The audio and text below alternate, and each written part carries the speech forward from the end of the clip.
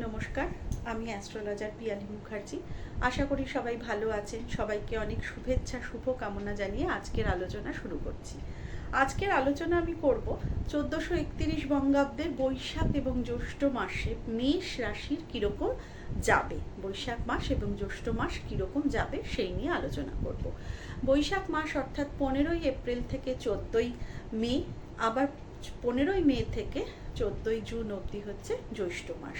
অর্থাৎ এই 14ই এপ্রিল থেকে 15ই এপ্রিল থেকে 14ই জুন অবধি এই সময়টার মধ্যে মেষ রাশি কীরকম তাদের কীরকম যাবে, মেষ রাশি অথবা মেষ লগ্নের জাতক জাতিকাদের, সেটাই সাধারণত বলার। মেষ রাশিতে এখন রয়েছে সূর্য, রবি কিন্তু মেষ রাশিতে তুঙ্গস্থ ফল দেয়। তো মেষ রাশিতে রবি থাকার ফলে মেষ রাশি এবং লগ্নের জাতকদের কিন্তু রবির তুঙ্গস্থ ফলটাই তারা পাবে। লগ্ন ভাব অথবা রাশি ভাব কিন্তু আমাকে ডিফাইন করে, আমি। রবি কি করে? রবি দেয় তেজ, জেদ, আত্মমর্যাদা, আত্মসম্মান, লড়াই করার একটা প্রচেষ্টা, পাওয়ার, অনুপ্রেরণা, সব কিছু কিন্তু দেয় রবি। তার ফলে মেষ রাশির জাতক জাতিকাদের যে কাজে এতদিন অনীহা ছিল বা যে কাজে বাধা পড়ছিল, তারা দাঁতে দাঁত চেপে এগোতে পারছিলেন না, সেই ক্ষেত্রে কিন্তু এই মেষ রাশি বা মেষ লগ্নের জাতকরা এগোতে পারবেন এবং তাদের প্রচেষ্টা অবশ্যই সফল হবে। মেষ রাশিতে কিন্তু আগে থেকেই বসে রয়েছেন বৃহস্পতি যদিও বৈশাখের শেষের দিকে আর কি চলে যাচ্ছে বৃষ রাশিতে, তো তা সত্ত্বেও খুব খারাপ কিছু হবে না, কারণ মেষ রাশির দ্বিতীয় ঘর বৃষ রাশি হলে সম্পত্তি স্থানে বৃহস্পতি থাকলে খুব শুভ ফলই কিন্তু দেবে। অর্থাৎ শারীরিকভাবে তো যথেষ্টই শুভ পাবে, বৈশাখ মাসে মেষ রাশির জাতক জাতিকারা, মেষ লগ্নের জাতক জাতিকারা শরীর ভাব যথেষ্ট শুভ হবে। একটু চোখের সমস্যা হতে পারে, তার সত্ত্বেও কিন্তু সরকারি প্রচেষ্টা বা সরকারি আনুকূল্য বা সরকারের সাথে কোনো না কোনোভাবে কিন্তু এরা যোগাযোগ স্থাপন করতে পারবে। তার সাথে সাথে এদের জেদের ফলে যে কাজগুলো এতদিন আটকে ছিল সেই জায়গাটা কিন্তু তারা কাটাতে পারবে, তার বাধা কাজ খুলে যাবে। এই সব সুবিধা কিন্তু মেষ রাশির জাতক জাতিকারা পাবে। দ্বাদশ ঘরে একসাথে রয়েছে হচ্ছে রাহু শুক্র, এই রাহু বুধ রবি, রাহু বুধ আর মঙ্গল। এবার বুধ কি করে? বুধ কিন্তু মীন রাশিতে নিম্নস্থ ফল দেয়। তো মেষ রাশির জাতকদের কিন্তু এই বৈশাখ মাস খুব সাবধানে কথা বলার ক্ষেত্রে একটু সাবধানে থাকা, কারণ একটু ভুল বোঝাবুঝি সৃষ্টি হতে পারে। যেহেতু বুধ নিম্নস্থ ফল দেয়, সেই কারণে বুধ বাণীর কারক এবং কিছু অর্থনৈতিক সমস্যা আসতে পারে। কোনো জায়গায় হয়তো ধার দেনা, লোন, এইসব সমস্যা হতে পারে। বাজে কাজের অর্থ ব্যয় হওয়ার যোগ রয়েছে। তার সাথে সাথে যেহেতু রাহু মঙ্গল একসাথে রয়েছে, সেই কারণে কিন্তু প্রচণ্ড রাগ, জেদ, প্রচণ্ড আর কি। একে তো রবি তুঙ্গস্থ হয়ে রয়েছে, তার মধ্যে রাহু মঙ্গল দ্বাদশে একসাথে রয়েছে। তো শারীরিক সমস্যা যেমনি হবে, তার সাথে সাথে কিন্তু জেদ, রাগ, তেজ, মেজাজ এগুলো কিন্তু থাকবে। একটু নিজেকে কন্ট্রোল করে এগোনোটা ভীষণ দরকার। আরেকটা জিনিস বলবো, মেষ রাশি বা লগ্নে মেষ রাশিতে কিন্তু এখন শুক্র অবস্থান করছে। রবি শুক্র কিন্তু কোনো কোনো ক্ষেত্রে একটা দারিদ্র্য যোগের সৃষ্টি করে। সেই কারণে কিছু কিছু ভালো থাকা সত্ত্বেও অর্থনৈতিক সমস্যায় কিন্তু ভুগতে হতে পারে। আর যেহেতু ওই যে দ্বাদশে বুধ, রাহু মঙ্গল, এরা কিন্তু অর্থ খরচ করাবেই, ভুল পথে অর্থ খরচ করাবেই। তার ফলে কিন্তু একটু ধার দেনা হওয়ার যোগ রয়েছে, বাকি কিন্তু খুব খারাপ কিছু নয়।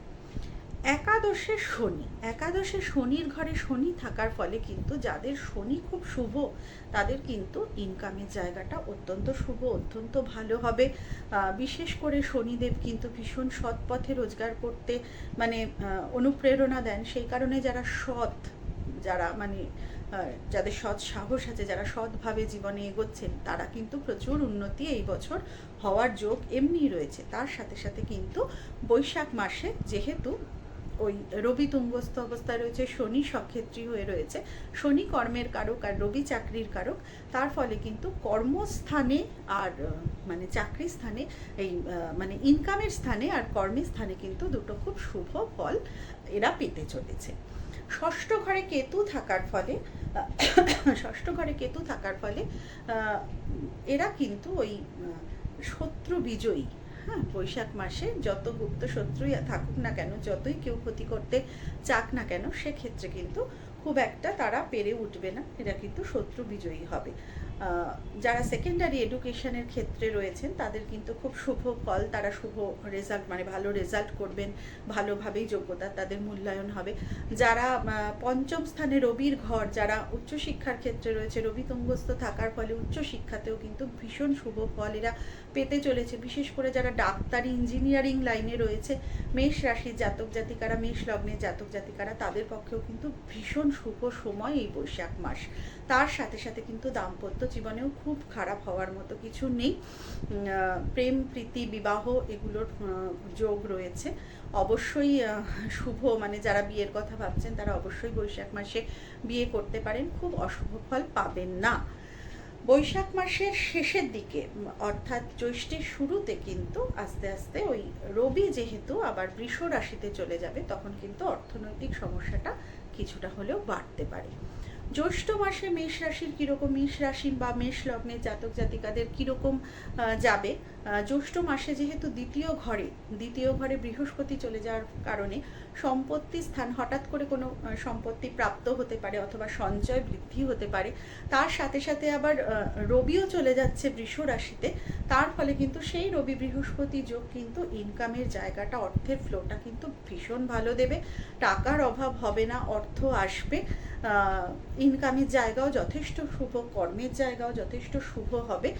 বিশেষ করে যে দশম ঘরে শনি রয়েছে, একাদশ ঘরে শনি রয়েছে, সেই কারণে কিন্তু ইনকামের জায়গা, সে যেহেতু দ্বিতীয় ঘরে বৃহস্পতি চলে যাওয়ার কারণে সম্পত্তি স্থান, হঠাৎ করে কোনো সম্পত্তি প্রাপ্ত হতে পারে অথবা সঞ্চয় বৃদ্ধি হতে পারে। তার সাথে সাথে আবার রবিও চলে যাচ্ছে বৃষ রাশিতে, তার ফলে কিন্তু সেই রবি বৃহস্পতি যোগ কিন্তু ইনকামের জায়গাটা, অর্থের ফ্লোটা কিন্তু ভীষণ ভালো দেবে। টাকার অভাব হবে না, অর্থ আসবে, ইনকামের জায়গাও যথেষ্ট শুভ, কর্মের জায়গাও যথেষ্ট শুভ হবে। বিশেষ করে যে দশম ঘরে শনি রয়েছে, একাদশ ঘরে শনি রয়েছে, সেই কারণে কিন্তু ইনকামের জায়গাটা যথেষ্ট শুভ হবে।